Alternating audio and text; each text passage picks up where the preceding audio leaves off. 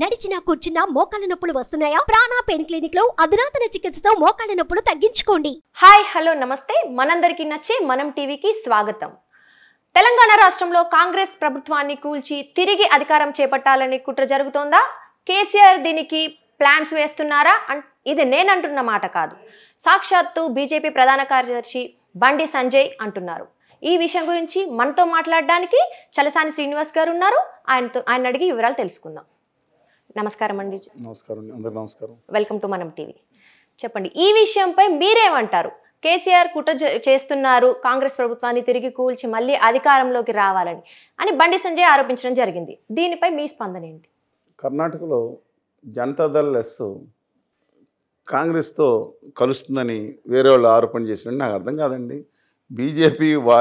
BJP అంటే ఇద్దరు కలిసి ఉన్నట్టు అర్థమవుతుందా? కేటీఆర్ గారు విస్పష్టంగా ప్రకటించారు, మేము కనుక అసెంబ్లీలో శాసనసభ్యులు 39 మంది ఉన్నారు కాబట్టి మేము ఈ ప్రభుత్వాన్ని కూల్చడానికి ప్రయత్నించము. దాన్ని పడిపోతే వేరే సంగతి. 2 సంవత్సరాల వరకు అంతర్గతంగా కూడా మనం సంవత్సరం 2 సంవత్సరాలు అలా ప్రభుత్వాన్ని డిస్టెబిలైజ్ చేసిన అవసరం, విమర్శలు చేయడం వేరు, డిస్టెబిలైజ్ చేసిన అవసరం లేదు. ఆయన అంతర్గతంగా వాళ్ళు నిర్ణయం తీసుకుంటున్నారని వస్తున్న సందర్భంలో ఈ ఉత్తర భారతీయ జనతా పార్టీ ఏంటండి టైకమని లేచి వాళ్ళు కూల్ చేస్తారు, వీళ్ళు ఎవరు కుట్ర? కేసీఆర్ గారికి ఇంక ఇదే పని, కుట్రలు చేయటమే పని అందుకున్నారా? ఆయన ఇప్పుడు రేపు పొద్దున ఒక పక్కనేమో కేంద్రంలో ఉత్తర భారతీయ జనతా పార్టీ వదలదండి బీఆర్ఎస్ని. ఎందుకన్నా ఉత్తర భారతీయ జనతా పార్టీ కూడా ఎందుకన్నా కూడా చెప్పాలి. దక్షిణాది వాళ్ళు నల్లగా ఉన్నారని చెప్పి ఆ వ్యూహకర్తలందరూ అవమానకరంగా మాట్లాడినప్పుడు, నీగ్రోలేం తక్కువ జాతి కాదని, కానీ ఆ విధంగా అవమానకరంగా మాట్లాడినప్పుడు హిందీ రానాలి, దేశం వదిలి దొబ్బేయాలి, దేశద్రోహులని ఆ మంత్రి గారు ఊబాజిగా మంత్రి గారు మాట్లాడినప్పుడు మన దేశ గౌరవ ప్రధానమంత్రి మా అందరికీ తండ్రి లాంటి పొజిషన్లో ఉన్న మోడీ గారు ఖండించలేదు, అమిత్ షా గారు ఆ మంత్రిని తీయమని చెప్పలేదని బాధతో నేను ఉత్తర భారతీయ జనతా పార్టీని మాట్లాడుతున్నాను. అదర్వైజ్ శ్యామాప్రసాద్ ముఖర్జీ గారిని ఒక గొప్ప ఈ దేశం కోసం ప్రాణం అనిపించాడు. మంత్రి పదవి నుంచి రాజీనామా చేసి కాశ్మీర్లో వచ్చి ఆయన ఎలా చనిపోయాడు? అంత గొప్ప వ్యక్తులు ఉన్నారు. వాజ్పేయి గారు లాంటి ఒక జ్ఞానంలో ఉన్న పార్టీని భారతీయ జనతా పార్టీని అన్నాను. అది different issue. Sir, coming back to your point, as per this is concern, బీజేపీకి అసలు సంబంధం వేరండి. బీజేపీకి కూల్చేయాలని కుట్ర ఉంటుంది. ఎందుకంటే దక్షిణ భారతదేశంలో కర్ణాటక తర్వాత అప్పుడు ఛత్తీస్గఢ్ గెలుస్తారో లేదో తెలియదు. ఈ తెలంగాణ గుండెకి దక్కనపేట భూమికి గుండెకాయలా ఉంటుంది తెలంగాణ. మీరు ఇండియా మ్యాప్ చూసుకోండి, దక్షిణ భారతదేశం చూస్తే సెంటర్లో ఉంటుంది, గుండెకాయలా ఉంటుంది. కాబట్టి దీన్ని కాంగ్రెస్ చేతిలో రాకూడదు, వస్తే బీజేపీ అయినా పర్వాలేదనే ఆలోచనతో ఉత్తర భారతీయ జనతా పార్టీ ఉందని అందరూ, నేను కాదు లోకం కూడా కూసిందండి. కాబట్టి ఎవరన్నా అడగండి. అందుకనే కదా ఓడిపోవడానికి, బీఆర్ఎస్ ఓడిపోవడానికి కారణం బీజేపీతో కలిసిందని ఒక కారణం కూడా అంతర్గతం. కవిత గారి మీద ఇవాళ చర్యలు తీసుకుంటారు లేదని వాళ్ళు మళ్ళీ ఈడీ పిలవచ్చండి.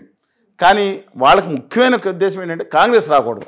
ఓకే, కానీ ఇప్పుడు బండి సంజయ్ గారు ఏమంటున్నారంటే 5,000 కోట్లతో ప్రణాళిక కూడా సిద్ధం చేస్తున్నారు అని ఆయన కొంచెం స్పష్టంగా కాన్ఫిడెంట్ గా చెప్పడం జరిగింది. అంటే బహుశా ఇద్దరు కలిసి ఫార్మ్ హౌస్లో కూర్చొని మాట్లాడుకుంటారు తెలియదు. కేసీఆర్ గారు లేకపోతే బండి సంజయ్ గారు ఇద్దరు మాట్లాడుకుని ఒకటే పార్టీ అంతర్గతం కరీంనగర్ పక్కన మీదకి బాయి అనుకున్నారని తెలియదు. కానీ ఆయన ఏం చేస్తున్నారు కుట్రలు, ఈయనేమన్నా ఇంకా కిటికీలో చూసుకుని ఏం చేస్తున్నారు, అదే పని అండి సంజయ్ గారికి. అంటే ఛాన్స్ కూడా ఉంది కదండి బీజేపీ. నేను ఒకటి చెప్తున్నాను, ఛాన్స్ ఉంటే సంజయ్ గారు అసలు కుదేలైపోయిన పార్టీ, ఒక సీటు కూడా నెక్కని పార్టీ లాంటిది. ఎందుకంటే తెలుగుదేశం పార్టీకి 2 సీట్లు వచ్చింది 2018 ఎన్నికల్లో. ఉత్తర భారతీయ జనతా ఒక సీటు, అది కూడా రాజేసింగ్ గారు తన దమ్ముతో నెగ్గిన సీట్. అది ఆయన బహిష్కరించారు, లిటరలీ స్పీకింగ్ ఆయన బహిష్కరించారు సీట్ లేని పార్టీ. బండి గారు వచ్చిన తర్వాత ఆయన అనుచిత అసభ్య పదజాలను పక్కన పెట్టుకున్న విషయాలు మార్చుకోవాలి. ఆ విషయం ఆ పార్టీని ఏం లేపాడు ఆయన. సరే, ఆ చెప్పులు అమిత్ షా గారు చెప్పులు మోసాను అంటే అంజయ్ గారు అవమానకరంగా అంటే నేను పట్టుకొచ్చానని పెట్టింది కూడా నేనే అన్నాడు ఆయన. తర్వాత వేరే విషయం, అవి వదిలేసేయండి, అవి వ్యక్తిగతం కాదా తప్పు. అలాంటి ఆయన గురుభావం అన్నారు, అంత గురుభావం శిశువాళ్ళని అంత ఉందని నేను అనుకోండి, డిఫరెంట్ ఇష్యూ. కానీ ఆ పార్టీని తిరిగి ఆ స్టేజ్ తీసుకొచ్చిన దాంట్లో ఆయన పాత్ర గణనీయం. కాంగ్రెస్ పార్టీ అసలు ఎలా వచ్చిందని నేను చెప్తాను, దట్ మనం మాట్లాడుకుందాం, అది కూడా మాట్లాడుకుందాం. హుజూర్ నగర్ సీట్ ఎవరిదండి? ఇప్పుడు ఉత్తమ్ కుమార్ రెడ్డి గారు పార్లమెంట్ మెంబర్ గారు రాజీనామా చేసినప్పుడు అది క్రితంసారి బై ఎలక్షన్స్లో ఓడిపోయినారు. ఏ పార్టీ నెగ్గింది? బీఆర్ఎస్ నెగ్గింది. కాంగ్రెస్ ఏమైపోయింది? అయిపోయింది సిట్టింగ్ సీటు. తర్వాత దుబ్బాక కాంగ్రెస్ పార్టీకి ఎన్ని సీట్లు వచ్చింది? డిపాజిట్ వచ్చిందా? తర్వాత సీటు హుజూరాబాద్ ఈటల రాజేంద్ర గారు 60,000 సీట్లు వచ్చిన కాంగ్రెస్ పార్టీకి 3,000 ఓట్లు వచ్చిన కాంగ్రెస్ పార్టీకి 3,000 ఓట్లు వచ్చే పరిస్థితి వచ్చింది. అప్పుడు బీజేపీ మళ్ళీ అక్కడ చెప్తున్నాను. ఆ తర్వాత మునుగోడులో బీజేపీ నెగ్గపోవచ్చు కానీ చెమటలు పట్టించారు. కాంగ్రెస్ పార్టీ స్రవంతి గారు అంటే పాలయ్య గోదారెడ్డి గారు very known person to me చెప్తున్నాను. వాళ్ళ కుటుంబం వాళ్ళ మధ్య పెట్టలేడు గారు 1984 నుంచి తెలుసు నాకు ఆ కాన్స్టిట్యున్సీ బాగా. కనీసం ఎన్నిసార్లు వెళ్ళాను గుర్తుంది, అన్నిసార్లు వెళ్ళాను అక్కడ. కానీ అక్కడికి వెళ్ళి నేను చూసిన నేపథ్యంలో ఆ కాంగ్రెస్ పార్టీకి డిపాజిట్ పోయింది. ఈ సిచ్యువేషన్లో బీజేపీని ఆ స్టేజ్ తీసుకొచ్చారు అటు ఇటు. ఆ తర్వాత కిషన్ రెడ్డి గారు వచ్చారు. మీరు ఎందుకు వచ్చారు? జనంలో ఏమభిప్రాయం వచ్చింది? వీళ్ళిద్దరూ ఒకటే రాబాయ్ అని వచ్చింది. అదే రేవంత్ రెడ్డి గారి మీద ఏమభిప్రాయం వచ్చింది? హింసపడ్డాడు ఆయన. కూతురి పెళ్లి రోజు, ఒకటే కూతురండి ఆయనకి, ఒకటే కూతురు ఎంగేజ్మెంట్ రోజు కండిషనల్ బెయిల్ వచ్చింది. ఏమని? నువ్వు నీ కూతురు దగ్గరికి వచ్చిన ఏ రాజకీయ నాయకుడితో మాట్లాడుతూ లేదు. చంద్రబాబు నాయుడు వచ్చారు, మాట్లాడకూడదు వీడియో కెమెరాలు. కానీ అసలు వేదనలకు ఎదురొద్ది నిలబడ్డాడు. ఆయన కూడా కొంచెం అనుచిత పద్యాలను చేశాడు, తప్పది. ఐ డోంట్ వాంట్ సపోర్ట్ అండి. ఎవరైనా సరే కేసీఆర్ గారు చేశారు. వాళ్ళు ఇంతకుముందు ఆంధ్రాన్ని వాళ్ళు చేశారు, వీళ్ళు రివర్స్ అయ్యారు. సరే ఏది ఏమైనా సరే నా అభిప్రాయం ఏంటంటే ఇవాళ రేవంత్ రెడ్డి గారిని ఇవాళ వీళ్ళు ఏదో చేద్దామని అనుకుంటే ఐ డోంట్ ట్రస్ట్ అండి.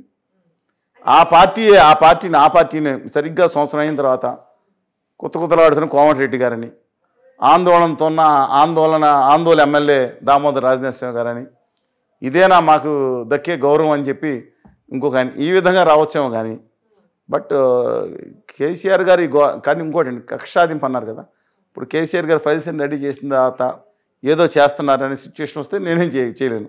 కానీ బీఆర్ఎస్ని ఫినిష్ చేయడానికి చూసే మొట్టమొదటి పార్టీ ఏదంటే ఉత్తర భారతీయ జనతా పార్టీ.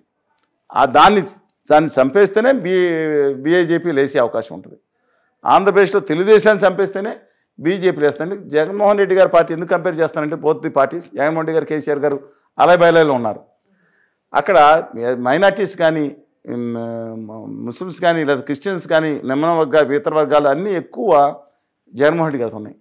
మిగతా వర్గాలు హిందూ అనుకూల వర్గాలు అనబడి చంద్రబాబు నాయుడు గారితో ఉన్నాయి. అందువల్ల అక్కడ ఏ సందర్భంలో అయితే ఆ పార్టీని చంపేస్తే లేచి నిలబడతారు. కేసీఆర్ గారు చేసిన పని ఏంటి? ఫస్ట్ టీడీపీని చంపేశారు. ఆయన మిగతా పార్టీని జోలికి రాలా. ఎందుకని? ఇంకో ప్రాంతీయ పార్టీ ఉంటే నాకు ప్రమాదకరం అనుకున్నారు ఆయన. ఇప్పుడు వాళ్ళు ఏమనుకుంటారు? రాజకీయ పక్షాలు మేము ఉంటాం, కాంగ్రెస్ బీజేపీ మేము ఉంటాం, ఈ ప్రాంతీయ పార్టీ ఉంటే మనకెప్పుడు డేంజర్ అని వాళ్ళు చంపేయడానికి చూస్తారు. బీఆర్ఎస్ మొదటి ప్రమాదం వచ్చేది బీజేపీ నుంచి అని చెప్పి మనం చేస్తాను. కానీ ఇప్పుడు మీరు కేసీఆర్ గారు నిజంగా అలాంటి డెసిషన్ తీసుకోబోతున్నారు అనుకుంటున్నారు? నేను నాకు ఆయన ఫార్మ్ హౌస్లోకి వెళ్ళలేదు కానీ ఆయన డ్రోన్ వేసి నాకు లేదు కానీ అంటే capacity as far as KTR గారు వారి సన్నిహితులు ఇంతకుముందు చెప్పిన నేపథ్యంలో కూడా కేటీఆర్ గారు at the helm of the affairs though ఈ రెస్పెక్ట్ హిస్ ఫాదర్. ఇవాళ దీన్ని దింపేయడానికి చూస్తామనేది కాంగ్రెస్ పార్టీ తనే ఓడించుకుంటుంది పార్టీ. అంటే ఇప్పుడు ఆ ఛాన్స్ ఉండడం పక్కన పెడితే అసలు ఆ సత్తా ఉందంటారా టీఆర్ఎస్ పార్టీకి? 39 సీట్లు ఉన్నాయండి. కాంగ్రెస్ పార్టీకి 64 + 1 60 సీట్లు ఉన్నాయి. ఉత్తర భారతీయ జనతా పార్టీకి 8 సీట్లు ఉన్నాయి. నేనన్నా ఒకవేళ నేను అంటున్నాను కాంగ్రెస్ పార్టీ రేపొద్దున ఏదన్నా ఎంఐఎం పార్టీకి మొట్టమొదటి ప్రాధాన్యత బీఆర్ఎస్కి ఇస్తుంది. బీఆర్ఎస్తో కలిపి పరోక్ష పొత్తుతో పోటీ చేసి ప్రత్యక్షంగా మద్దతు ఇచ్చింది. అది విచిత్రంగా ఉంటుంది. పొత్తు రేటు నాకు అర్థం కాదండి. పరోక్ష పొత్తుతో ఉండి ప్రత్యక్షంగా మద్దతు ఇచ్చింది చాలా దగ్గర, విచిత్రంగా ఉంటుంది. అందుకని వాళ్ళకి 47 సీట్లు ఉన్నట్టు లెక్క. ఇంకో 10 సీట్లు 15 సీట్లు ప్రభుత్వాన్ని ఇంత డిస్టేబుల్ చేస్తే ప్రజలు ఊరుకోరు. అంటే రాష్ట్రంలో ఏం జరగబోతుంది అంటారు ఇలా ఉన్నప్పుడు సిచ్యువేషన్? యాక్చువల్గా ఎవరన్నా కొత్తగా పెళ్ళైతే హనీమూన్కి టైం ఇస్తారండి. కొత్తగా గవర్నమెంట్ వస్తే కనీసం 100 రోజులు ఆగుతారు. కానీ 15 రోజుల నుంచి మొదలుపెట్టారు కేటీఆర్ గారు సహా విమర్శలు. ఎందుకని? పార్లమెంట్ ఎన్నికలు వస్తున్నాయి. ఈ పార్లమెంట్ ఎన్నికల్లో between the Congress and BRS sandwich అయిపోతే కష్టం అవుతుంది. వేస్తే అరే బాయ్ వాళ్ళకేద్దాం మోడీ గారికి, అరే బాయ్ ఇక్కడ ఏమో కాంగ్రెస్ ఉంది కదా అనుకుంటే వాళ్ళు సర్వైవల్ ఇంపార్టెంట్. ఏ పార్టీ కూడా సర్వైవల్ ఈజ్ ఇంపార్టెంట్. అందుకని వాళ్ళ బీఆర్ఎస్ సర్వైవల్ కోసం పోరాడుతుంది. మీరు నమ్మలేరు. బీజేపీకి ఎక్కడ జాతి ఇస్తారు, ఎక్కడన్నా తాడేసుకుని ఎక్కడ కింద పడిపోయినా ఇంకోటి తాడేసుకుని బయటకు అవుతాడండి. నేషనల్ పార్టీ ఉంది, అది ఒక ఎంటైర్లీ ఒక సిద్ధాంతవాద పార్టీ. ఈ దేశంలో మిగిలిన 2 సిద్ధాంతవాద జాతీయ పార్టీ రికగ్నైజ్డ్ పార్టీ లేదంటే ఒకటి బీజేపీ, రెండోది సిపిఎం పార్టీ. పెద్ద చిన్న పార్టీలు తీసేసేయండి. మీకు 84లో సిపిఎంకి ఎన్నోట్లో సీట్లు వచ్చినాయి, బీజేపీకి ఎన్ని సీట్లు వచ్చినాయి? 2 సీట్లు వచ్చినాయి. సిపిఎం 30 సీట్లు 23 సీట్లు వచ్చినాయి. కాంగ్రెస్ నేషనల్ పార్టీ కదా. Congress national party. అందుకని చెప్తాను అది డిఫరెంట్. కానీ బీఆర్ఎస్ని పక్కన లాగేవాళ్ళు ఎవరు లేరు. ఇప్పుడు అవతల జగన్ గారు లాగుతారు అనుకుంటే ఆయన ఎట్లా ఉన్నారు, ఆయన యుద్ధం ఆడుతున్నారు రేపు పొద్దున్న గేమ్లో. ఎందుకంటే ఆయన గెలిచిపోయి లేరు ఇవాళ. ఈ జరిగే పార్లమెంట్ ఎన్నికలకి జగన్ గారు తన లైఫ్ని చేసి ఆయన మద్దతు ఇస్తారని అనుకోను. అలాగే ఈయనకి సాయం చేస్తే అక్కడికి వెళ్ళి దుకాణం తెరిచారు ఎక్కడ మహారాష్ట్రలో. ఇప్పుడు అది ఏమవుతుందో తెలియదు, అక్కడేమో అంగు ఏర్పాటు చేశారు. మా ఓట్లు దెబ్బకొడటానికి బీజేపీ ఉపయోగించిందని శివసేనతో సహా ఎన్సీపీ కూడా భావిస్తున్నారు. అక్కడ మా వాళ్ళు ఎత్తుకెళ్ళాడు ఏంటి అని అనుకుంటున్నారు మరి శరద్ పవార్ గారు అమ్మాయి మన సుప్రియ సూలే గారు. అందువల్ల ఈయనకి అండదండ ఉండేవారు ఎవరు చెప్పండి, ప్లీజ్ ఇన్ఫార్మ్ మీ. ఎవరు ఈ దేశంలో ఆయనకు అండగా ఉండేవాడు, ఆయన నమ్మి అండగా ఉండేవాడు? ఆయనకి ఆయనే నిలబడాలి కేసీఆర్. మళ్ళీ రావాలంటే బీఆర్ఎస్ని టీఆర్ఎస్కి మార్చాలి. మళ్ళీ ప్రాంతీయంగా నా హక్కుల కోసం ఆత్మగౌరవం ఉంటేనే పార్టీ మళ్ళీ నిలబడే సూచనలు కొన్ని ఉంటాయి. ముఖ్యమైన ప్రమాదం ఏంటంటే కాంగ్రెస్ పార్టీకి ఉన్నట్టు అక్కడ కేటీఆర్ గారు, హరీష్ రావు గారు పబ్లిక్ లీడర్ అండి. మీరు వెళ్ళి ఉంటారు, ఆయన క్వార్టర్కి వెళ్ళండి లేదా ఎక్కడిని వెళ్ళండి, ఆయన ఉన్న రోజు 200 మంది ఉంటారు. ప్రతి ఒక్కరి సమస్య పరిష్కారం చేయటం. కుటుంబంలో ఏం కలహాలు రావంటారా మీరు ఈ 5 ఏళ్ళు అపోజిషన్లో ఉండడం వల్ల?